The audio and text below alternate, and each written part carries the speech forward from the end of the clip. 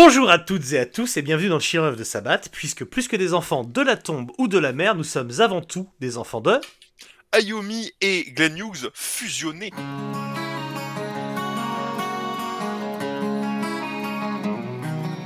I really like Black Sabbath. That was really cool.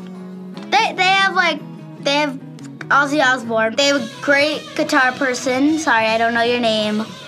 There's like some really good drum parts. Pretty awesome. Salut Gabriel, salut Guillaume, content de vous retrouver. Ça faisait longtemps. Ouais, c'est ça. Alors, on enregistre les épisodes back-to-back, d'où les mêmes fringues, d'où le ça faisait longtemps. La vieille blague de podcaster qui ne peut être que comprise que si elle est expliquée. On va reparler un petit peu de tout ce qui s'est passé depuis la fin 2000. Pour Black Sabbath en règle générale. Alors à la fois pas grand chose, à la fois plein de trucs. On va essayer d'être clair et concis, mais c'est difficile de pas vous donner quelques infos quand même qui expliquent le pourquoi du comment de l'arrivée de Fuse finalement en 2005. La première chose à dire évidemment, c'est que Black Sabbath fait une première tentative d'enregistrement, enfin d'écriture pour un album en 2001. Donc ils retournent au Rockfield Studio, les studios au Pays de Galles, tous les quatre, pour ce qui peut potentiellement être le 19e album de Black Sabbath. Quelques titres sont maquettés, ils sont par la suite présentés donc, et joués à Rick Rubin à Los Angeles, et tout ça n'aboutit pas. Ouais. Ça n'aboutit pas. Ayomi dit que Rick Rubin était là puis il a disparu, mais Ayomi a des antécédents par la suite avec Rick Rubin, donc il en profite. La vraie raison principale semble être le peu d'intérêt d'Ozzy Osbourne, peu d'intérêt qui va se confirmer sur les décennies suivantes pour un nouvel album de Black Sabbath. Il voit pas, il sent pas la magie revenir, il préfère retourner enregistrer Down to Earth en solo. Alors, il y a quelques trucs à dire là-dessus. On va pas forcément s'étendre trop longtemps sur ce qui aurait pu en fait émerger de ces sessions, parce qu'il y a eu quand même des sessions de compo et de répète pour cet album. Il n'y a pas eu de session d'enregistrement définitif. Hein. Il y a Des rien eu. maquettes. Voilà, il y a eu des maquettes qui ont juste été présentées à Rick Rubin. Mais par contre, il y a eu une annonce. C'est-à-dire que, en fait, en mars 2001, hein, on est déjà en 2001, ils en parlent dans la presse. C'est-à-dire qu'il y a tous les musiciens qui en parlent en interview. Je crois même Sharon en parle et tout. Et le truc est censé sortir. Oui, Hein, c'est Voilà. officiel. Et en fait, c'est censé être la suite de Reunion et du projet Ayomi. C'est-à-dire que je crois que c'est un truc qui est censé sortir sur le label d'Ozzy, tu vois. Enfin, c'est censé être la suite. Et en fait, ces chansons, on n'en a aucune trace. C'est-à-dire que en fait, 13, 13 ans plus tard, enfin, ouais, 12 ans plus tard, ce ne sont pas ces chansons-là. C'est-à-dire, c'est des nouvelles chansons qui ont été réécrites de zéro. Mais il y a quand même un titre qui a fuité de ces sessions.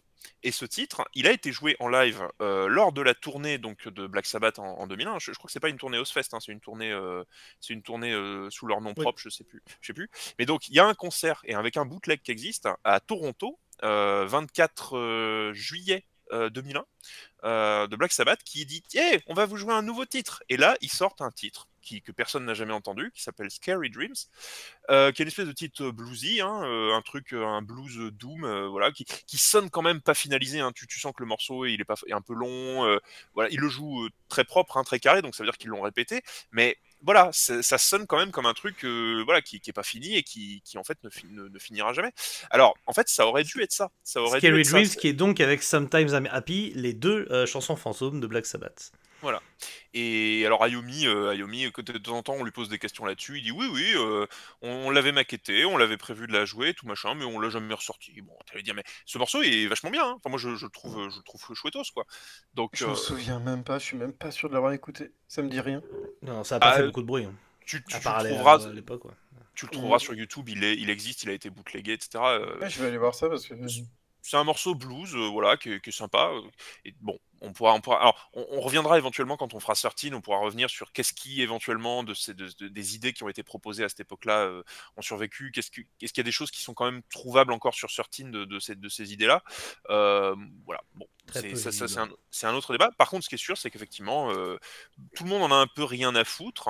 T'as mentionné les raisons qui sont le manque d'intérêt. Il y a d'autres raisons aussi, c'est que en fait, le label d'Ozzy Osbourne en fait fait pression pour qu'il enregistre son nouvel album solo, où en fait pour lequel il est en contrat. Hein, donc il a signé des papiers comme quoi il doit s'engager à faire cet album. Ça fait déjà 7 ans depuis Osmosis qu'il a rien sorti.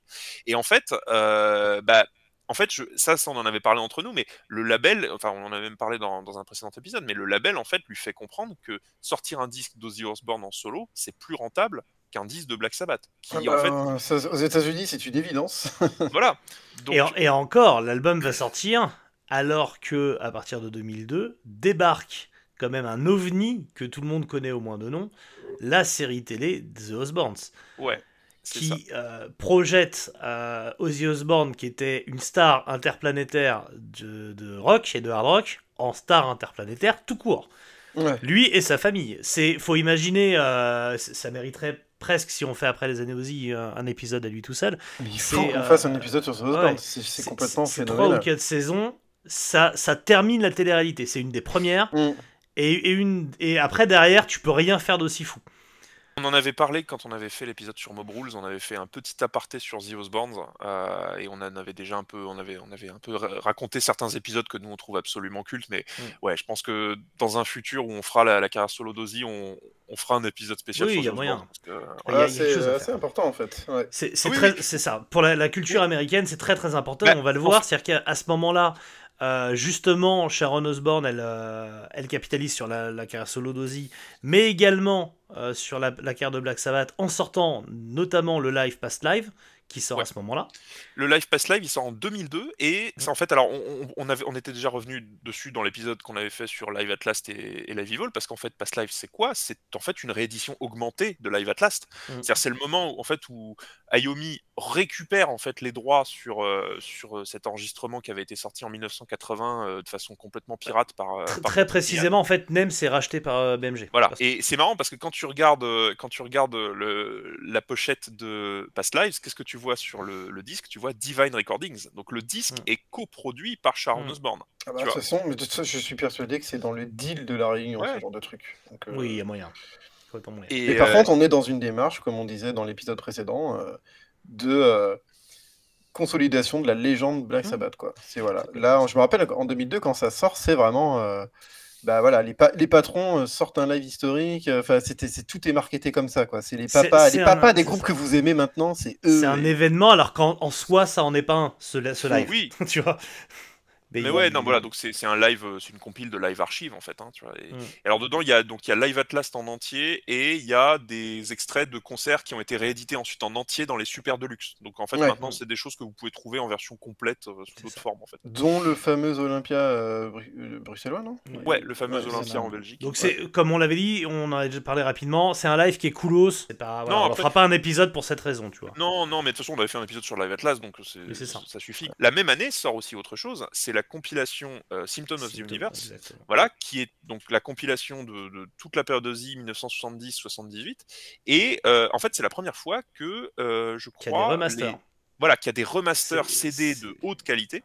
En fait, ce qui se passe, c'est qu'il y a tous les albums, les 8 premiers sont remasterisés dans l'idée de sortir en 2004 la Black Box, donc tous les albums de la période Ozzy dans une seule box CD, et pour préparer ça, parce qu'elle prend du retard, ils sortent la compile Symptoms of the Universe avec les morceaux déjà remasterisés. Il y a aussi une autre raison qui a été avancée pour justifier le fait qu'Ozzy se désintéresse de l'enregistrement de cet album, ce qu'on peut qualifier d'album fantôme. Il y a un album fantôme de Black Sabbath qui a été préparé en 2001, qui n'est jamais sorti. J'avais lu que Sharon Osbourne avait eu un cancer aussi. Oui, ça arrive un petit peu plus tard, ça arrive quand même plutôt fin 2002, début 2003. Mais elle a son cancer du côlon. Moi je pense pas que ça ait un rapport par rapport à cet album fantôme. C'est vraiment Ozzy a pas envie, quoi. Cherchez pas des extraterrestres là où c'est simple. Ozzy a la flemme. Bah oui, c'est-à-dire que tu vois, Sharon elle a peut-être un cancer, mais par contre toute la famille enregistre quand même une putain d'émission de télé-réalité, tu vois. Donc mais bien sûr, c'est pas un cancer qui va empêcher Sharon de continuer ses projets, hein. Mais par contre, alors du coup, c'est à ce moment-là que comme le truc prend du retard, alors ils sont toujours sous contrat pour faire des tournées, donc en fait Black Sabbath continue, mais simplement ça devient une machine live en fait. Mais donc du coup, c'est là où Iommi, c'est à ce moment-là, comme il a rien à faire, bah, du coup il retourne s'occuper en solo. Alors avant ça, il y a un autre petit épisode qu'on peut parler rapidement. finalement, juin 2002, et pas mai 2002, Ayomi arrive aussi à se tromper sur le jubilé de sa propre reine dans son autobiographie. Ils sont donc invités à jouer pour le jubilé de la reine, donc c'est 50 ans de règne en 2002, pour rappel, ça m'a épuisé quand j'ai vu la stat. Et donc il y a dans les jardins du palais tout un concert qui est organisé, et Ozzy Osbourne et Tony Iommi, donc sans Geezer Butler, qui à ce moment-là n'est toujours pas vraiment refait surface, vont jouer Paranoid avec un certain Phil Collins à la batterie, lunettes vissées sur le nez, et Pino Palladino des Who à la basse. Ouais. Et en fait, c'était le groupe, c'est-à-dire qu'il y avait une section rythmique qui jouait avec tous les artistes. C'est-à-dire que c'est pas... Voilà, sauf Queen, qui a sa propre énorme batterie sur scène avec le logo Queen, et t'as la toute petite batterie de Phil Collins à côté. Ouais. Mais la vidéo est assez cool, là je vous la passe pour parce qu'il y a plein de trucs très drôles, notamment le fait qu'il y a un ensemble de cordes entier qui est sur scène, qui attend patiemment en tapant des mains. Et donc c'est vraiment, les mecs, ils sont 15, ils sont là, ils ont rien à faire, mais ils sont à l'écran, quoi. Parce qu'ils jouent après. Le concert est annoncé comme un concert d'Ozzy Osbourne. C'est-à-dire qu'en fait, Iommi est en feat sur une prestation d'Ozzy Osbourne qui joue Paranoid. Et Tony Iommi devait également jouer God Save the Queen à la guitare sur le toit de Buckingham Palace avec Brian May, mais il s'est dégonflé, il a eu la trouille, et donc Brian May le fait seul. Ouais. C'est extrêmement important de préciser qu'il me semble qu'il y avait Kate Bush ce soir-là aussi. Très bien. Il y avait, c'est ce soir-là, il y a plein d'anecdotes, on va pas faire 10 000 ans, mais c'est les fameuses vidéos de Jimmy Page, Tony Iommi, Eric Clapton qui serre la pince à la reine. C'est la rencontre Tony Blair, Ozzy Osbourne, où Ozzy Osbourne le remet pas et refuse de lui serrer la main. T'as max de moments. Oui.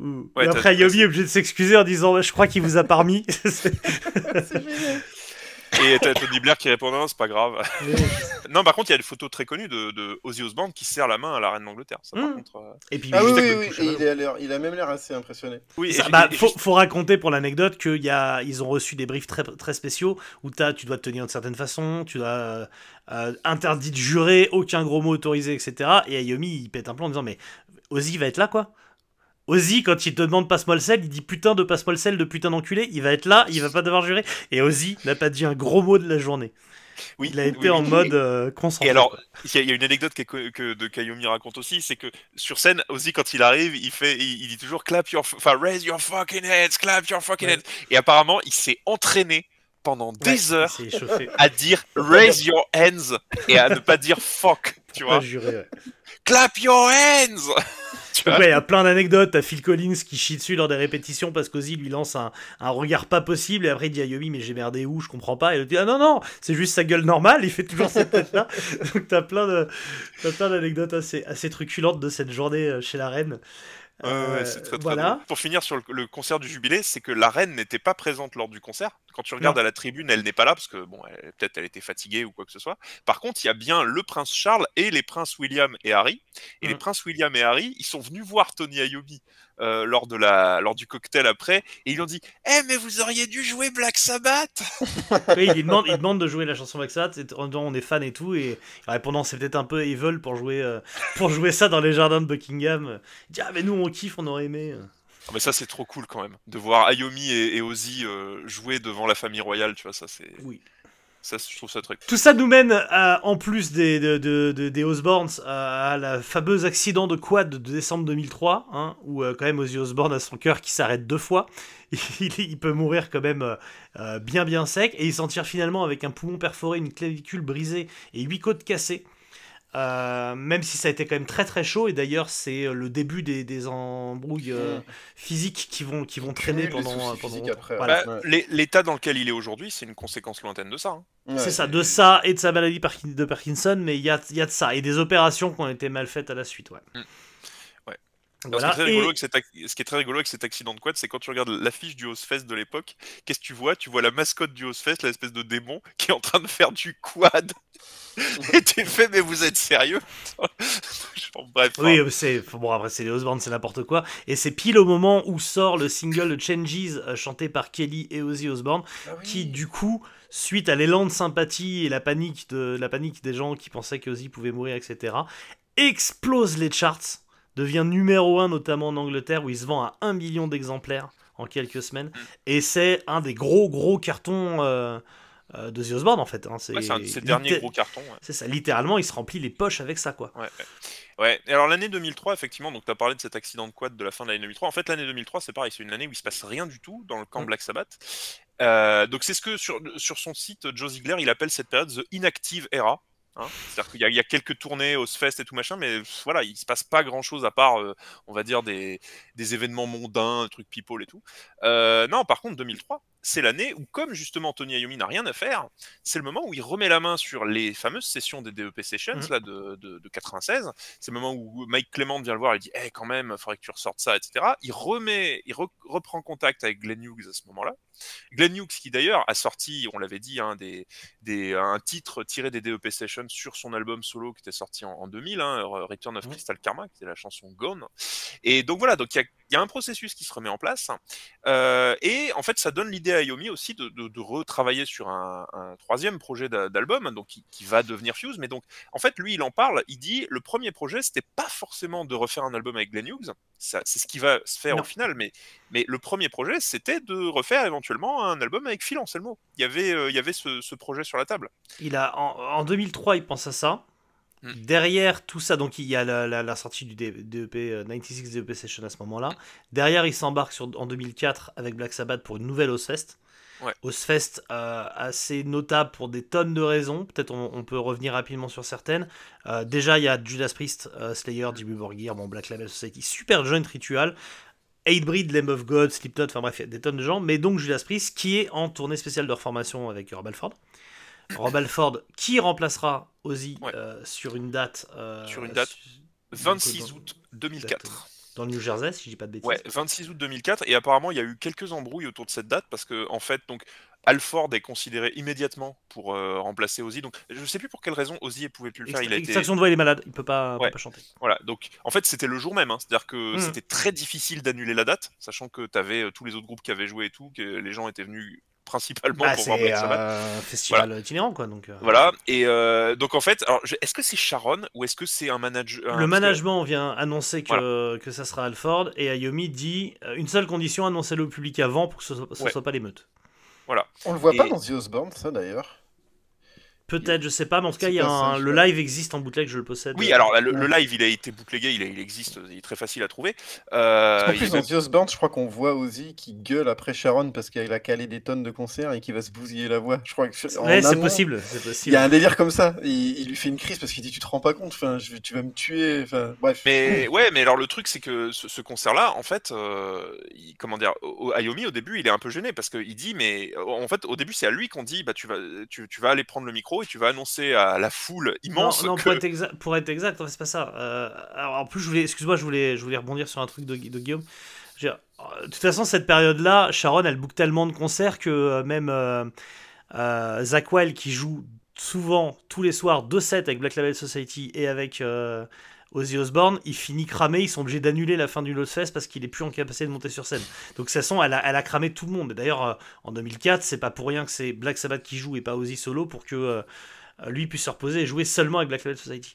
Mais sur cette fameuse date là, ce qui se passe, c'est que donc à partir du moment où c'est Rob Halford qui doit jouer et qu'Iommi dit il faut que quelqu'un l'annonce, au moment de monter sur scène, il dit mais vous l'avez bien annoncé au public. Et le mec dit bah non, on l'a pas fait, ça serait bien que tu le fasses toi, Tony. Donc là il dit bah non, c'est hors de question.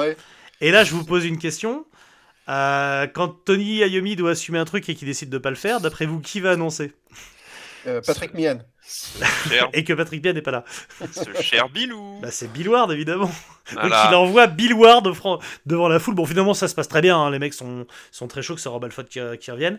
Mais évidemment il assume pas du tout. Rob Halford qui avait aussi. Hein. Rob Halford qui avait fait tout un live, tout un concert 1 heure avant. Hein. Genre il était cramé lui aussi. Hein. C'est ça. Voilà. Et il a appris le set en 5 minutes. En regardant le DVD de Last Supper. En regardant le DVD de Last Supper. Non, alors par contre, sur Bill Ward, petite chose. Oui, il y a un truc à dire. Donc, du coup, il est obligé de se taper d'accélérer les interviews de Last Supper. Exactement. L'enfer. Bill Ward, on lui demande d'annoncer ça au public parce qu'on se décharge sur lui. Bill Ward, il a failli être viré avant la tournée. Ouais, il faut savoir qu'à ce moment-là, Sharon, elle est assez chaude, elle sort de son cancer. Du coup, elle fait procès sur procès. C'est le moment du procès avec Liquor Slake et Bob Daisley qu'elle gagne. Pour rappel, à ce moment-là, elle gagne le procès. Et donc, quand elle annonce que finalement, parce que c'est pareil en 2004, ça devait être Ozzy Osbourne qui joue et pas Black Sabbath. Vu que Zakk Wylde en peut plus, elle décide de mettre Black Sabbath. Donc c'est le switch se fait au bout de... Ils annoncent Ozzy Osbourne. 3 semaines après, ils disent « Ah, surprise, finalement, c'est Sabbath Oui, ». Et donc, comme tout se fait par management interposé, en fait, elle faxe les contrats aux mecs et elle leur dit « Vous avez 3 jours pour me répondre, parce que, voilà, les conditions financières, parce qu'on y va, quoi ». Donc, Geezer et Iommi, c'est pour ça que je dis qu'Iommi, à ce moment-là, il est totalement inféodé à Sharon Osbourne et elle se pose pas la tête. Il renvoie tout de suite son fax en disant oui, pas de problème. Bill Ward, qui est un peu plus à part, un peu plus barré et qui a pas de management, lui refuse. Il envoie un fax en disant je refuse les conditions. Derrière, Sharon, pas de problème, elle dit à Mike Bordin tu joues, et elle fait une annonce Black Sabbath featuring Mike Bordin, c'est réglé. Sauf que les fans disent attendez, là il y a un moment où on veut Black Sabbath, c'est quoi ce bordel? Pourquoi Bill Ward n'est pas là? Donc arrivent les no Bill Ward, no Sabbath. Une pétition est montée en ligne et récolte un certain succès. Du coup, Bill Ward, ça inverse le rapport de force. Il se dit bah là où moi on me demandait des conditions, c'était sûrement pas à la con mais habituelles, et on me demandait de répondre vite, là je suis en position de force. Donc il publie un message sur ses réseaux sociaux en expliquant qu'il aimerait beaucoup faire la tournée, mais qu'on ne lui laisse aucune marge de négociation dans son contrat et que c'était pas sa façon de fonctionner. C'est marrant, ça annonce ce qui va se passer. Évidemment. Ce qui va se passer 8 ans plus tard. Ça annonce un truc clair, c'est qu'à ce moment-là, Sharon Osbourne, elle perd une manche et elle déteste perdre des manches. Et moi, je te dis que là, elle dit « Ok, I remember ». Sharon et Bill, c'est la lutte depuis longtemps, en fait. Hein. Ils se sont jamais vraiment beaucoup appréciés. Sûrement, parce que, comme vous venez de dire, Bill est le moins docile des 3 autres, quoi. Et puis, il n'a pas de management qui lui dit « Écoute, ferme ta gueule et vas-y ». Sans dire que Geezer et Tony sont des paillassons, Bill est quand même un peu plus costaud là-dessus, un peu plus réfractaire. Et il va plusieurs fois, déjà, entre 97 et aujourd'hui, il s'est souvent pris la tête avec Sharon. Hein. Et il y a un autre personnage qui, lui, pour le coup, est réellement viré, et il va falloir qu'on le mentionne, parce que à partir de ce moment-là, il sort complètement, définitivement, de l'orbite de Black Sabbath. C'est ce brave Jeff Nichols. Jeff Nichols qui est là depuis 1980, depuis Heaven and Hell, hein, depuis la fin de la période Ozzy. Voilà, et Jeff Nichols qui subitement, lors du début de la tournée, c'est plus lui qui est backstage en train de faire les claviers et de backer les guitares de Tony Iommi. C'est ce brave Adam Wakeman, hein, le fils de Rick Wakeman, qui était déjà claviériste d'Ozzy Osbourne depuis déjà 2-3 ans, il me semble, qui joue sur Down to Earth, etc. Et c'est lui, subitement, qu'on met à la place de Jeff Nichols. Alors, Joe Ziegler a plusieurs théories là-dessus. Il dit, oui, bon, ça s'est fait comme ça pour des histoires de contrat, etc. Moi, je pense surtout que Jeff Nichols, il a pas moufté parce que, comment dire... il a fait son temps. Il a fait son temps. Il a fait son temps et je pense que ça a dû un peu arranger tout le monde, que voilà. Mais il est sorti par la petite porte. Bon, j'ai envie de dire, il était même pas sur scène. Il était déjà rentré par la petite porte. Donc, il était déjà rentré par la petite porte. Il n'était jamais vraiment rentré, il a toujours été sur le pas de la porte. Mais donc voilà, donc ça c'est important, hein, je l'avais rappelé dans l'épisode sur Reunion, de se dire qu'à cette époque-là, il y a encore Jeff Nichols backstage et que voilà, ça a eu une fin, Donc bonjour Adam Wakeman qui va être là jusqu'en 2017. Passons rapidement sur les dates annulées en Floride pour des raisons d'ouragan, même si dans la bio d'Iommi il y a encore des trucs assez fun. Enfin, Iommi qui dit j'avais fait venir des gens d'Angleterre pour cette date, elle était annulée. Du coup, par chance, sa phrase est très lourde. Par chance, j'avais un jet privé, donc on a pu se tailler et pas subir l'ouragan. Mais du coup, il a laissé ses potes sur place. Il leur a filé les clés de la chambre d'hôtel en disant abritez-vous là-dedans. Après, il a pris des nouvelles en mode vous êtes mort ou pas? Non, bon, ça va. Alors qu'il aurait pu les mettre dans le jet privé, ses amis, tu vois, par exemple. Mais bon, ça reste Iommi. Et évidemment, Geezer Butler refait surface à ce moment-là en sortant Homework avec son groupe GZR qui devient Geezer Butler.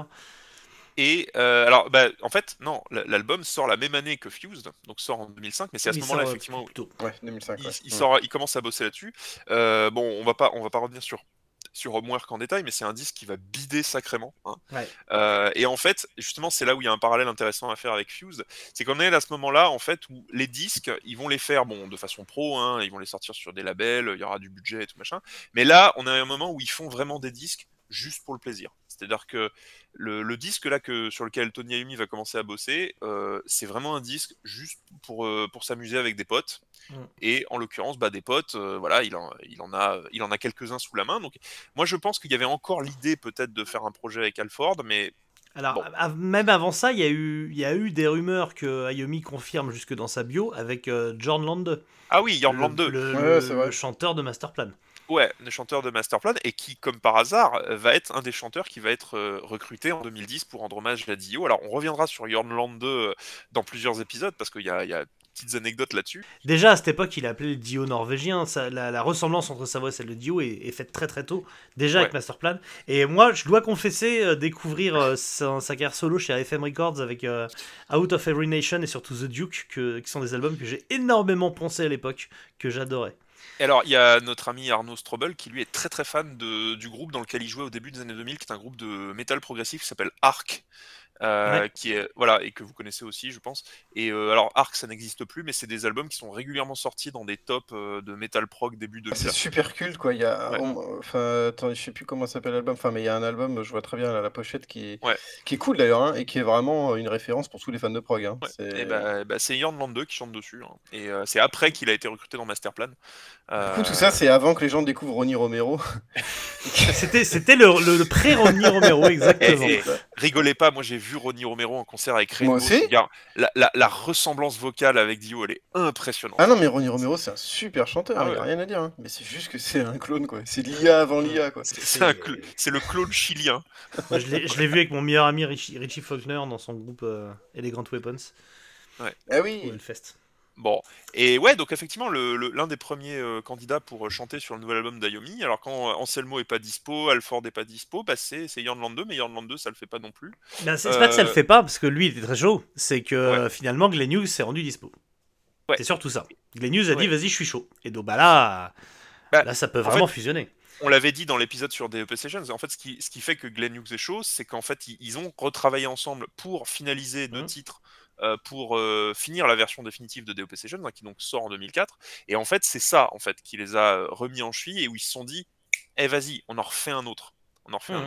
Alors, donc 2005, hein, voilà, il y a des sessions qui ont lieu en Angleterre, donc voilà, ça a été enregistré un peu dans les mêmes coins. Il maquette d'abord chez lui avec son assistant personnel de son studio, un certain Mike Exeter, qu'on va retrouver.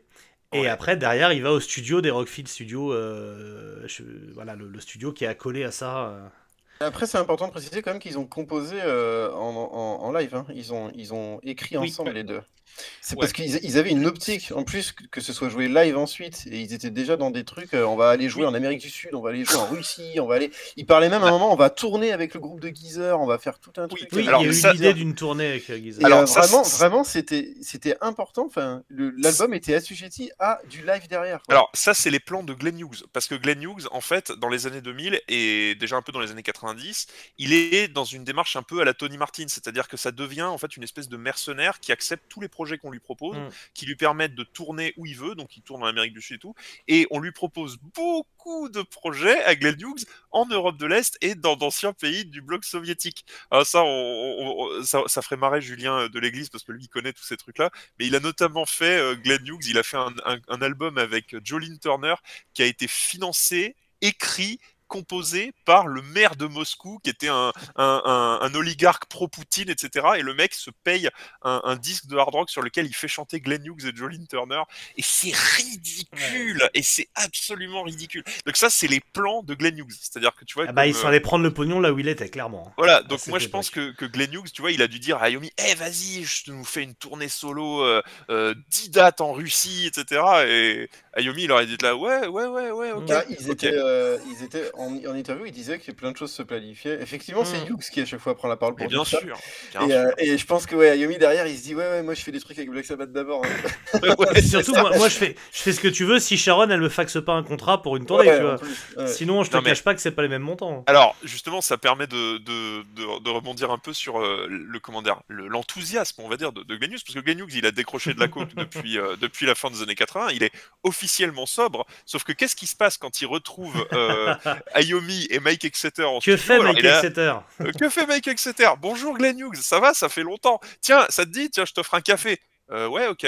Il boit machinalement le café, et là, Glenn Hughes Qu'est-ce qui se passe quand tu files de la caféine à un ancien cocaïnomane? La caféine tape fort, et là, c'est l'enfer. Voilà, et là, donc, Ayomi raconte que Glenn Hughes est devenu subitement hystérique, a commencé à... je crois je sais pas ce qu'il raconte, mais il dit, ouais, il a commencé à parler tout seul pendant des heures. Donc, voilà, donc Enfin, il compose cet album Fused à 3 avec Marlette, et donc Glenn Hughes Et oui, donc parce que Marlette a été rappelé. Ouais, c'est ça. Et donc, on a là un album, enfin, solo featuring Glenn Hughes, comme il le voulait, de rock. Moi, j'essaye d'être poli. Rock de daron, de vieux monsieur, quasiment, tu vois. Non, voilà. C'est du métal, moi, c'est pas du non, rock. alors, c'est là donc. Oui, de métal, de mecs qui pensent que faire un morceau qui commence, qui explique à quel point ils sont drogués à la dopamine, c'est cool. Alors, donc c'est là où en fait. Attends, c'est là où pour les auditeurs il va falloir qu'on explique un truc, c'est que donc là, dans ce podcast, souvent il y a deux camps. C'est souvent moi et Guillaume contre toi, Mathieu. C'était le cas pour Born Again. C'était pas le cas pour Technical Ecstasy, donc non. Ah non, c'était pas le cas pour Technical Ecstasy, mais donc là c'est à nouveau le cas comme pour Born Again. Mais vous êtes jamais tous les deux contre moi, par contre. Non. On verra plus tard. Ça va. Parce que si tu veux qu'on parle du PSG, mais parce que moi et Guillaume donc nous adorons Fused. C'est un album qu'on aime beaucoup, alors que Mathieu le déteste. Non, je le déteste pas. Tu l'aimes pas trop. Je l'aime pas trop, ouais. Et tu l'aimes pas trop. Et alors, quand on fait un peu le point de pourquoi tu l'aimes pas trop, souvent ce qui ressort, c'est à cause de Glenn Hughes. En fait. En fait, c'est surtout à cause du café. C'est-à-dire que. Non, mais Glenn Hughes, je suis pas un énorme fan. Il y a d'ailleurs des trucs qu'il a fait que j'adore, hein, mais je suis quand même pas un énorme fan de sa voix, ce qu'il fait en général. Mais moi, ce que je trouve assez fatigant sur Fused, c'est qu'il ne laisse jamais les riffs respirer. Essayez de compter dans votre tête jusqu'à 3 sans entendre sa voix en écoutant un morceau. À part sur les intros, je vois pas quand ça arrive. Il laisse jamais le riff tranquille. Il chante tout le temps. Il occupe l'espace. Et moi, j'en peux plus au bout d'un moment. Je sature. Tu vois, alors c'est vrai qu'il cabotine beaucoup plus que sur les DEP Surtout sur la face A, après, ça se détend. Mais ouais, et puis surtout sur la face B, il y a des morceaux vraiment bons. Tous les riffs sont bons. Sur la phase B, il y a les deux meilleurs morceaux de Yomi solo, qui sont The Spell et I Go Insane, qui sont incroyables. Et je suis complètement d'accord. Mais après, sur la phase A, il y a Savior of the Real qui est génial. Enfin, Savior of the Real, c'est dès le début, moi, c'est un de mes morceaux préférés. Il approche vite. Hein. Ouais. Alors, Dopamine, moi, effectivement, c'est un morceau, ça alterne. Il y a des fois, je le trouve très bien, et il y a des fois où je le trouve un peu relou. Oui, il est pas dégueu, mais c'est juste. Enfin. Je vais encore utiliser une expression trop en avance là en 2005, mais c'est hyper boomer quoi. Bah, en fait, c'est là où l'album est intéressant, c'est-à-dire que en fait, quand tu regardes le son de cet album, qui est un son qui est très très massif, c'est le son d'Ayomi à ce moment-là, hein, c'est-à-dire le son. Oui, il y a une grosse prod. Voilà, c'est le son que lui fait Mike Exeter, et puis en plus, t'as la prod de Bob Marlett. Bob Marlett qui joue des claviers et qui fait certaines basses sur l'album, parce que donc là, presque toutes les basses, je crois, sont jouées par Glenn Hughes. Et donc live. Ouais, bah oui, en plus pur bassiste que c'est. Marlett, Marlett il fait de la basse aussi. Si, Bob Marlett joue des parties de basse sur l'album, mais il fait pas toutes les basses. La majorité des basses, il me semble, sont jouées par Glenn Hughes, sont en tout cas écrites par Glenn Hughes. En même temps, quand t'as un bassiste de talent comme Glenn Hughes et que tu enregistres en live avec lui, ça serait con de se passer de ça. Hein. Enfin, je trouve que justement, il y a des moments en plus où on reconnaît bien sa touche à la basse, qui est cool. La batterie, on l'a pas dit, mais est faite par Kenny Aronoff. Ouais, donc, on l'avait glissé dans l'épisode précédent. Il a rappelé Kenny Aronoff, il avait gardé sa carte. Donc là, il a fait tout l'album.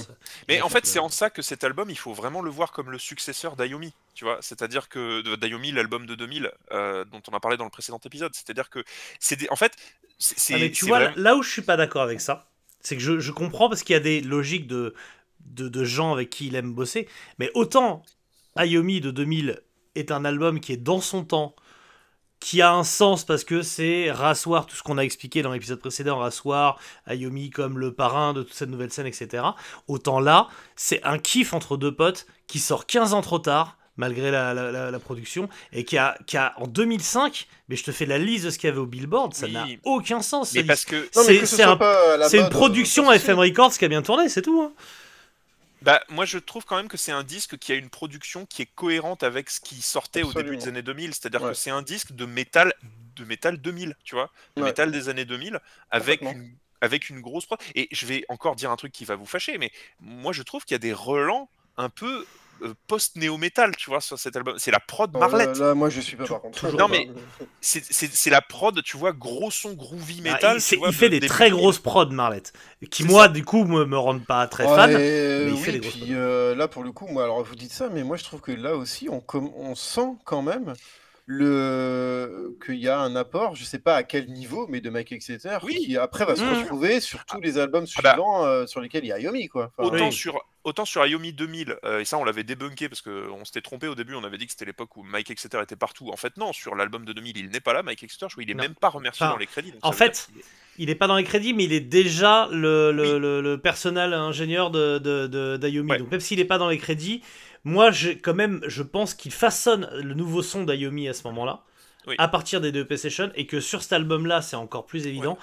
L'intervention d'Exeter, c'est sur le son de guitare et la façon de jouer, le détunage de Ayomi. C'est là où je trouve que Fuse annonce The Devil You Know et annonce tout ce qui va se passer par la suite et la reformation, même si le son de guitare qu'il a. Et le son qu'il a en concert aussi d'ailleurs. Bien sûr, c'est-à-dire que en fait, là, Mike Exeter, il est crédité. Là, par contre, il est crédité sur Fuse. Il est ingénieur du son. Voilà. Donc là, il y a des choses qui ont été enregistrées à domicile et Marlette n'était pas là.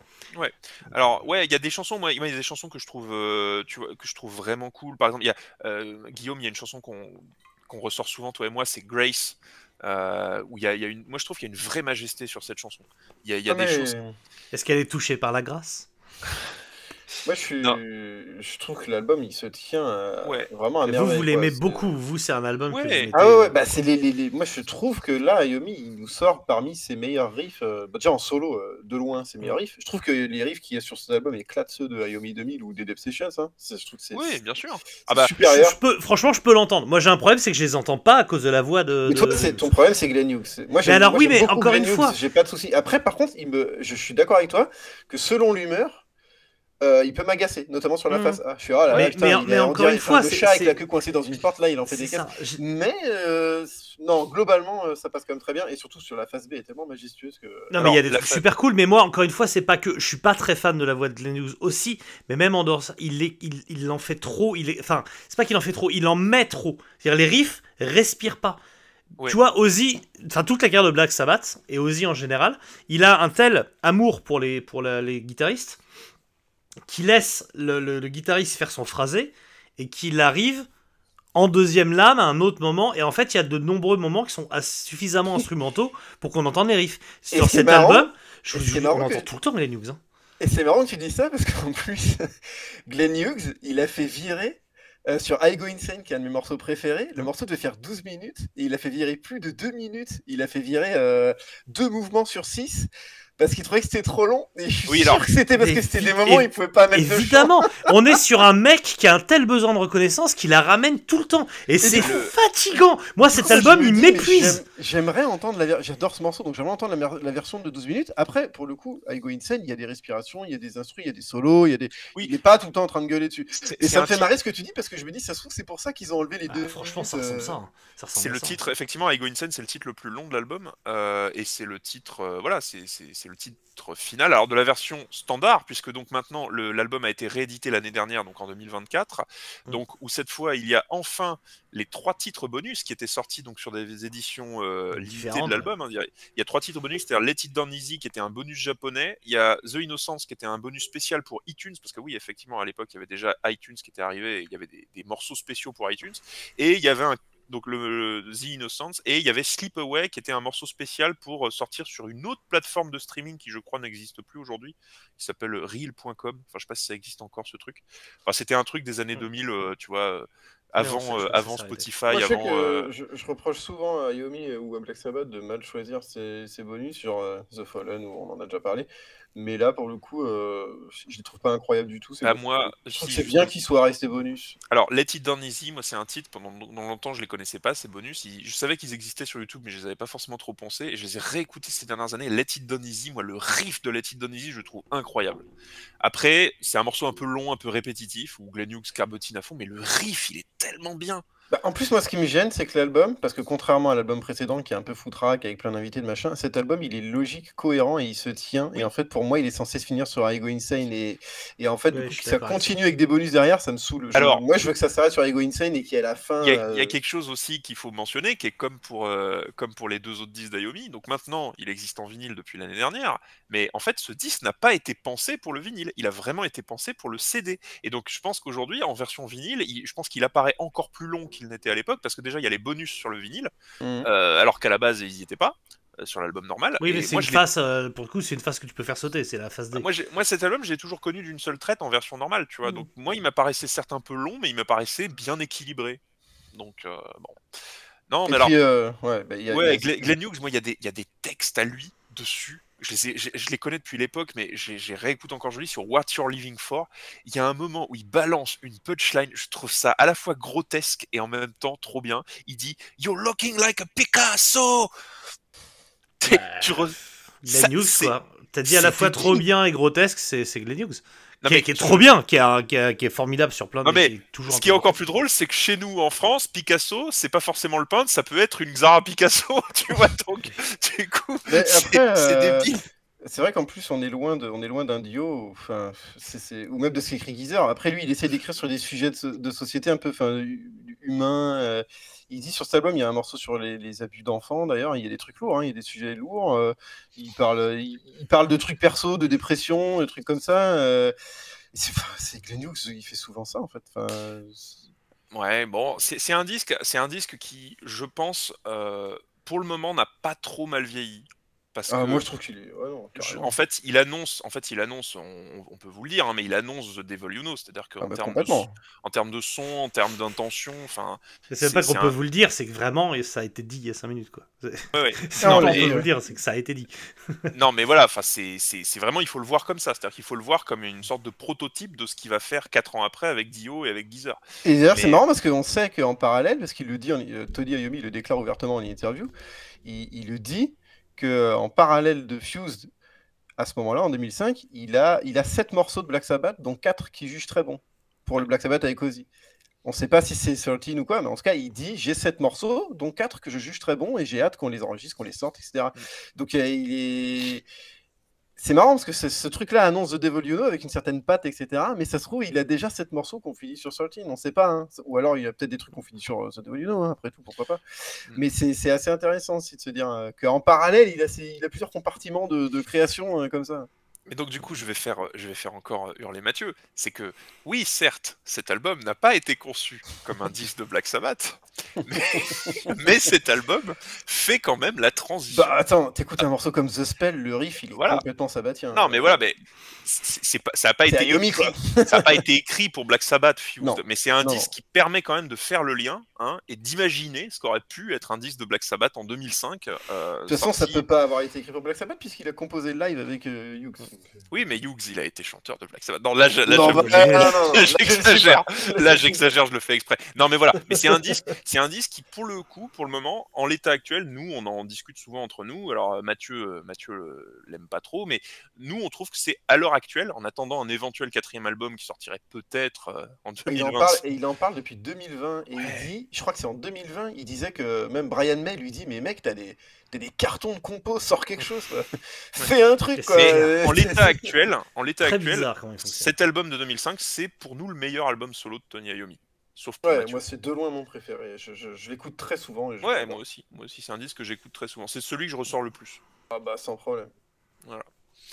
Et n'hésitez pas à nous dire vous ce que vous en pensez. On a vu pas mal dans les commentaires des gens là depuis qu'on a fait l'épisode sur The EP Sessions, des gens qui nous disent mais cet album je le connaissais mais je l'avais jamais écouté, je l'ai enfin écouté grâce à vous. Ouais bon c'est bien mais en même temps il manque des trucs. Enfin bon bref, vous êtes plein à nous donner votre avis sur ces albums parce que pendant longtemps c'était des albums qui étaient connus que des connaisseurs en fait. Enfin ça intéresse pas grand monde à part. Même à l'époque, je me rappelle quand Fused est sorti, il est sorti dans une certaine indifférence quand même. Hein. Oui. Évidemment, on en parlait, c'était un petit événement malgré tout, mais c'était ah oui tiens, ouais il a fait un truc sympa, bon.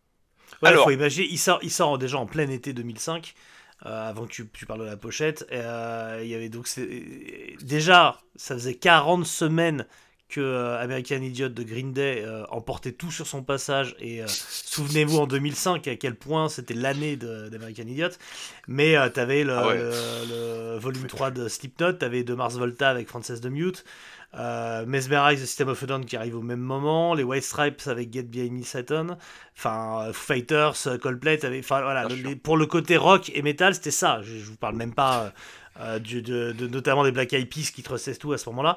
Donc clairement Fused et ces deux vieux monsieur de 60 piges, pas 50 piges là, évidemment ça passe complètement sous les radars, même si chez les fans de métal, dans la presse spécialisée, etc., on en parle, il y a des interviews, et il y a des gens de notre entourage et qu'on connaît qui ont un vrai affect avec cet album, donc c'est pas non plus un truc... Ah mais moi je l'ai mis direct ce disque. Alors ce disque on peut le dire, il est sorti chez Sanctuary Records. Oui. Il est sorti chez Sanctuary, c'est-à-dire la boîte qui réédite à ce moment les albums de Black Sabbath. Qui va rééditer les albums de Black Sabbath. Voilà, qui va rééditer en Europe, j'entends. Avec tous les designs bâclés par Hugh Gilmour d'ailleurs. Alors, justement, puisqu'on en parle, qui a fait cette fameuse pochette? Alors cette pochette qui est bleue, mais ça ne représente pas de la glace. Je vais vous dire ce que ça représente. C'est rien. Donc, ça représente rien. Si. En fait, c'est une planche de métal. Ça représente en fait du métal en très très gros plan et bleuté. Alors c'est donc un certain monsieur qui s'appelle Hugh Gilmour, et Hugh Gilmour c'est un monsieur dont on vous parle souvent parce que c'est en fait le graphiste qui est responsable de tous les layouts, de toutes les rééditions de Black Sabbath depuis 30 ans maintenant, et il bosse notamment, il a commencé sa carrière chez Castle Sanctuary, donc en fait c'est comme ça qu'il a eu le job. Hugh Gilmour, c'est lui qui est responsable des Super Deluxe que vous achetez, mais c'est lui qui était déjà à la manœuvre sur les rééditions Castle Sanctuary des années 90 et 2000, c'est lui qui écrivait même les notes dans les livrets d'ailleurs, et c'est un énorme fan de Black Sabbath, donc on peut comprendre que ce soit un boulot qui prenne à cœur. Maintenant on apprécie ou pas son travail. Hugh Gilmour, il avait déjà fait la pochette de Plastic Planet de Geezer Butler en 95, qui est réussi pour voilà. le coup. Et qui est réussi. Mathieu, je crois que tu l'aimes pas trop. Non, par rapport à ce que fait Hugh Gilmour en général, c'est le haut du panier, c'est clair. Ouais, voilà, c'est le meilleur truc. Ça reste une mouche avec de terre à la place des yeux. Encore une fois, je l'encadrerai pas dans mon salon. Moi, je trouve que ça marche bien. Elle est réussie, elle marche très bien. Non, alors Hugh Gilmour, il est connu maintenant aussi parce que c'est lui qui fait toutes les pochettes de Whitesnake. Il est très copain avec David Coverdale. Toutes les pochettes de toutes les rééditions, des nouveaux albums, des coffrets que sort Whitesnake, parce que Whitesnake sort des compilations quasiment tous les ans avec des remixes en veux-tu en voilà. C'est Hugh Gilmour qui fait tous les layouts, toutes les pochettes.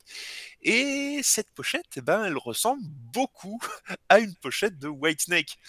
Et là, pour le coup, autant tu as toujours des théories fumeuses, autant là, clairement, à l'époque, les pochettes qui pondaient pour Whitesnake, c'est la même.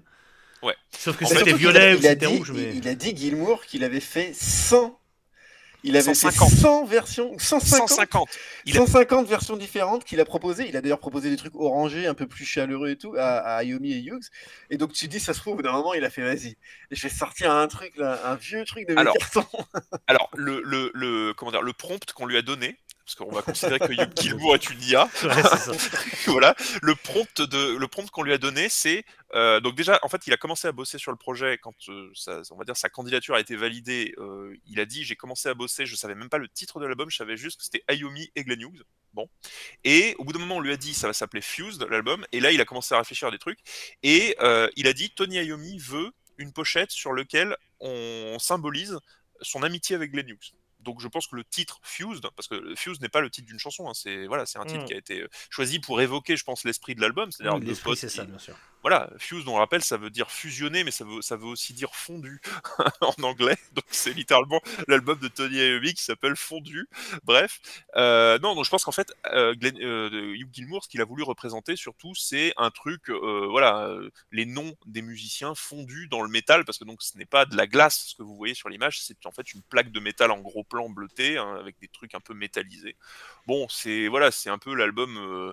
C'est l'album Metal on Metal de Tony Iommi, quoi. Oui, c'est pas fait chier comme d'hab. Quand il fait ses Deluxe, puis qu'il reprend des visuels un peu partout, souvent d'ailleurs sans demander l'autorisation à ceux qui les ont fait en premier lieu, et puis qu'il les colle les uns sur les autres, quoi. Non, mais je veux dire, Non, mais c'est vrai. C'est toujours ça, quoi. Ouais, mais de toute façon, tu regardes, il a fait le pire visuel possible d'Orange Goblin. Foo Fire. Il a fait toute la période des années 2000 de Venom. Enfin, il est derrière tellement de saloperies que bon. Enfin, c'est même pas. En fait, c'est presque une, comment dire, c'est presque un argument pour l'IA, quoi. Oui, c'est clair. En fait, c'est surtout encore une fois un mec qui bosse à la chaîne, qui en fait énormément, et qui se prend pas la tête, quoi. Et en fait, Hugh Gilmour, il fait énormément de compilations, tu vois, avec des visuels un peu génériques. Tu vois, on parle d'IA, mais enfin, il pourrait. Oui, c'est ça, c'est le bon gars qui assure en. Hugh Gilmour, il pourrait être remplacé par une IA. Je pense qu'on saurait pas que c'est pas lui. Mais après, voilà, c'est un vrai passionné. Moi, je l'ai fait en interview pour Rockard. C'est un mec qui est vraiment passionné par ce qu'il fait, il n'y a pas de souci, mais c'est juste, je trouve, les résultats n'est pas flamboyant, fou. quoi. D'ailleurs, question, il est lié à David Gilmour ou pas du tout? Non, je crois qu'il me l'avait dit en plus. Il semble. Il a dit qu'on lui demande souvent et que non, il n'y a aucun rapport. Par contre, il est très très pote avec Bruce Dickinson et il a fait toutes les réussites d'Iron Maiden. Ouais. Non mais en fait, ce qu'on sait moins, c'est qu'il a un groupe de métal, Hugh Gilmour, qui s'appelle Pig Iron, et Pig Iron a ouvert pour Iron Maiden dans les années 2000, sur une ou deux dates, je crois. Parce qu'en fait, il est pote avec Dickinson, tu vois. Et c'est un mec qui a surtout réussi à se mettre dans les, tu vois, à faire son trou au milieu de légendes. Enfin, il est très très pote avec Coverdale et tout. Enfin, bref. Enfin voilà, c'est ce monsieur-là. Bon, et ben nous voici arrivés en 2005. Voilà, l'album est sorti. Il y a un projet de tournée, il y a même un projet de tournée avec Geezer Butler, donc parce que comme lui, Geezer sort Homework et ça marche pas trop, mais ils ont l'idée, viens, on fait une tournée avec nos deux projets solo. Bah non, ça fonctionne pas parce que il y a de nouveau une proposition de tournée en 2005 avec les 4 d'origine. Il y a même une annonce que les 4 vont être introduits au UK Rock'n'Roll Hall of Fame.